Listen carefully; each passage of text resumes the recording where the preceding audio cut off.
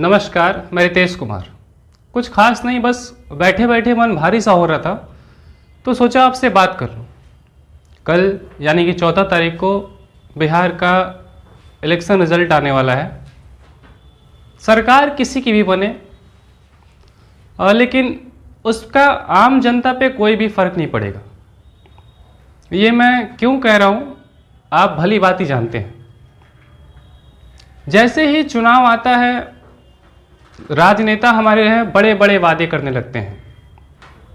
कोई कहता है हम पलायन ख़त्म कर देंगे, तो कोई कहता है हम नौकरी दे देंगे, कोई कहता है हम हिंदू राष्ट्र बना देंगे, तो कोई कहता है हम शिक्षा व्यवस्था सुधार देंगे। लेकिन हकीकत क्या है? क्या ऐसा संभव है? आने वाले 20-30 साल तक तो ये संभव नहीं है मेरी नज़र में। हालांकि आपको क्या लगता है आप अपनी राय जरूर दे सकते हैं, लेकिन एक फैक्ट है, जब नेता मंच से वादे करते हैं, जो वादे करते हैं, क्या वो वादे आप तक पहुंच पाते हैं? वो बोलते हैं कि हम लोगों ने शिक्षा व्यवस्था बिल्कुल अच्छे तरीके से सुधार दिया है। जब सरकारी स्कूल का आप मुआयना करते हैं, उसमें पढ़ने वाले तमाम बच्चे का कहना है कि यहाँ पे पढ़ाई नहीं होता है, अच्छे ढंग से खाना नहीं मिलता है, मास्टर जो है बैठ करके गप्पे शप्पे लड़ा रहे होते हैं, और बाकी जो उनको समय बच जाता है वो पोलियो पिलाने में, इलेक्शन कराने में, जनगणना कराने में बीत जाता है। तो मुझे बताइए कि विद्यालय में पढ़ाएगा कौन? क्या बाहर से लोग आके पढ़ाएंगे या टीचर पढ़ाएंगे? क्योंकि आप लोगों ने खर्चा बचाने के चलते टीचर को ये काम सौंप दिया है कि भाई अलग से लोग हायर करेंगे, अलग से भर्तियां निकालेंगे, तो फिर हमारा बजट जो है ज़्यादा बढ़ जाएगा। आप लोग सरकारी स्कूल के टीचरों को काम में इसलिए लगाते हैं क्योंकि उनके पास कोई काम नहीं है, ये आप भी जानते हैं। कितनी ज़्यादा सरकारी विद्यालयों में पढ़ाई होती है ये आप भी जानते हैं, और इसी चलते शिक्षकों से काम निकलवाने के चलते, क्योंकि आप उन्हें पैसा दे रहे हैं, आप उन्हें अलग अलग कामों में लगा देते हैं। इलेक्शन कराना है, भेज दीजिए शिक्षकों को। पोलियो पिलवाना है, भेज दीजिए शिक्षकों को। जनगणना करवाना है, भेज दीजिए शिक्षकों को। भाई शिक्षक सब यही करेंगे तो फिर पढ़ाएगा कौन?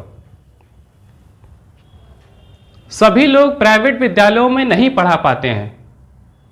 बहुत ऐसे लोग हैं जो अभी भी अपने बच्चे को सरकारी विद्यालयों में इस उद्देश्य से भेज रहे हैं ताकि उनको लगता है कि सरकार हमारे बच्चों के लिए सोचेगी। लेकिन हमारी अंधी सरकार को नहीं दिखता है कि ये देश में हो क्या रहा है। तमाम सरकारी विद्यालयों को बंद करना पड़ रहा है। क्यों? क्योंकि वहाँ बच्चे नहीं जा रहे हैं। अब बच्चे क्यों नहीं जा रहे हैं ये हमें भी पता है और आपको भी पता है कि क्या स्थिति है सरकारी विद्यालयों की और कैसी शिक्षा है वहाँ की। दूसरी बात, सरकार कहती है कि हमने सड़क को बेहतर कर दिया है। तो आपसे मैं पूछना चाहूँगा कि आप एक बारी गांव आकर के देखिए, बिहार के जितने गांव हैं, ग्रामीण इलाके हैं, एक बार वहां मुआयना करके देखिए। आपको हकीकत पता चल जाए कि आपका रोड कितना बना है और कैसे बना है। जो रोड बनता भी है साल भर नहीं लगता है रोड को खराब होने में। ये मैं मार्केट लेवल की बात कर रहा हूं। यदि उससे थोड़ा ग्रामीण इलाके में आए तो अभी के डेट में भी वहां पे कच्ची सड़क है। जब भी बरसात आता है लोगों को काफी समस्याओं का सामना करना पड़ता है। दूसरी बात, जब इलेक्शन आता है तो पोलिंग बूथ आपके घर पे आ जाता है। आपके नज़दीकी गांव में जो विद्यालय होती है वहां पे सरकार पहुंचा देती है पोलिंग बूथ, और जो व्यक्ति असमर्थ है उनको कंधे पे उठा के ले जाके जाया जाता है प्रशासन द्वारा कि चलिए आप अपना मतदान दीजिए।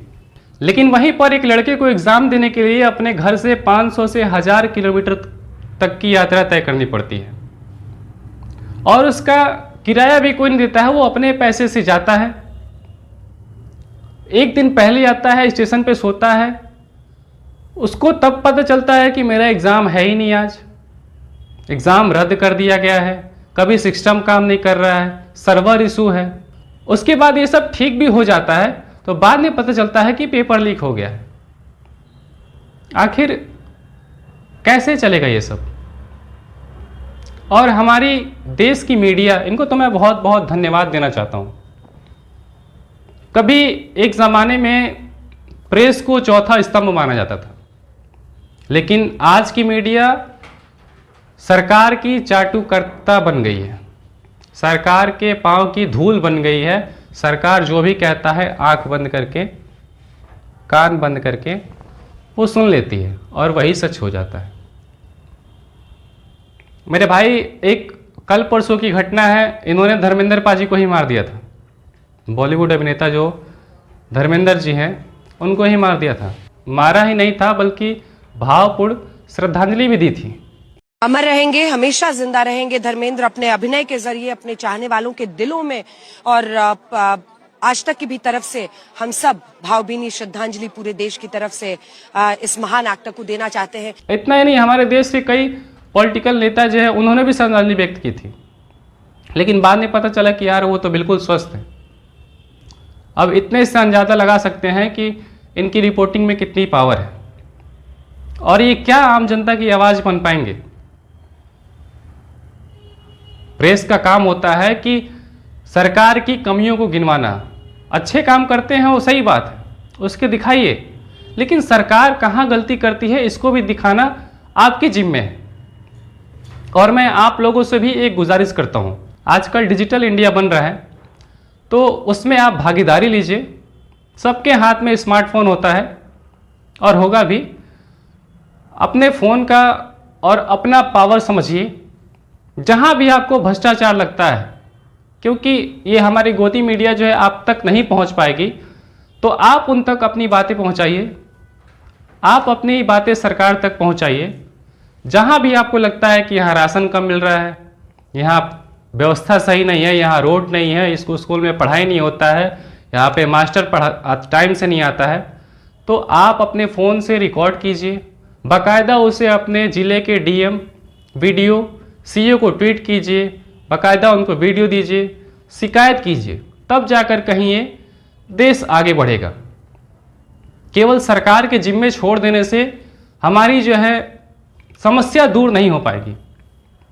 आप भी थोड़ा जागरूक होइए और अपनी आवाज़ के ज़रिए सरकार को बताइए कि हमें क्या समस्या है, क्योंकि एक दिल्ली में बैठा प्रधानमंत्री, एक पटना में बैठा मुख्यमंत्री आपकी समस्या कभी नहीं सुलझा पाएगा। सुलझा पाएंगे तो आपके विधायक, आपके डीएम और आपके वीडियो या सीईओ। ठीक है, तो आपसे गुजारिश है कि इस वीडियो को ज़्यादा से ज़्यादा शेयर कीजिए। तब तक के लिए जय हिंद।